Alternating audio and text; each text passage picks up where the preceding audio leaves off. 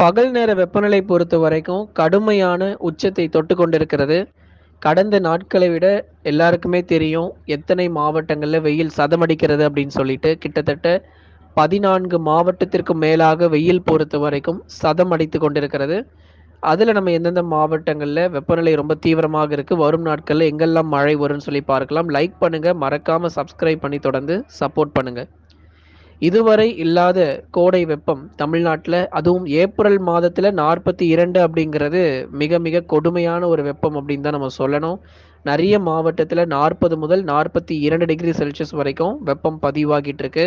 பகல் நேர வெப்பநிலை பொறுத்த வரைக்கும் மேலும் தீவிரமடைய வாய்ப்புகள் இருப்பதால் கண்டிப்பாக நமக்கு பல பகுதிகளில் அனல் காற்று அப்படிங்கிறது ரொம்ப கடுமையாக தான் இருக்கும்.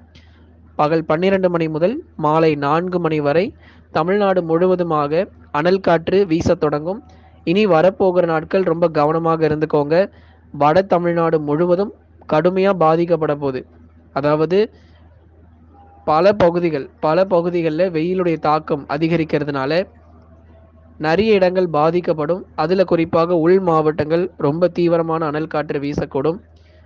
நாமக்கல், சேலம், கரூர், திருப்பூர், ஈரோடு, கிருஷ்ணகிரி, தருமபுரி உள்ளிட்ட மாவட்டங்களில் 40 முதல் 41 டிகிரி செல்சியஸ் வரை வெப்பம் பதிவாக வாய்ப்பு. சென்னை, திருவள்ளூர், காஞ்சிபுரம், செங்கல்பட்டு, விழுப்புரம், கடலூர், வேலூர், திருப்பத்தூர், ராணிப்பேட்டை மற்றும் திருவண்ணாமலையிலும் 40 முதல் 41 டிகிரி செல்சியஸ் வரை இந்த வெப்பம் இந்த பகுதிகளில் பதிவாக வாய்ப்புகள் இருக்குது.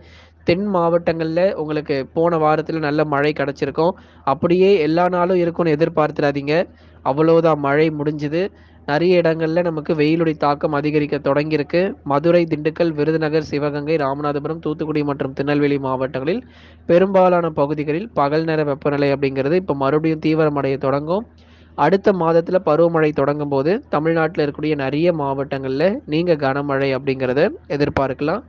மேற்கு தொடர்ச்சி மலையொட்டிய மாவட்டங்கள், நீலகிரி மாவட்டத்தில் கூட பகல் நேர வெப்பநிலை அதிகமாகி இருக்கிறதா சொல்லி கமெண்ட்டில் போட்டிருந்தீங்க.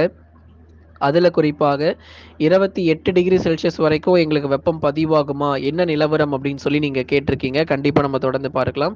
நீலகிரி மாவட்டங்கள் பொறுத்த வரைக்கும் பகல் நேர வெப்பநிலை அதிகரிக்க தான் செய்யும். இதுவரை இல்லாத பகல் நேர வெப்பநிலை அதிகரிக்கும். பொதுவாக நமக்கு நீலகிரி அப்படின்னாலே நமக்கு அது ஒரு குளிர் பகுதியாக நம்ம பார்க்கப்படுது.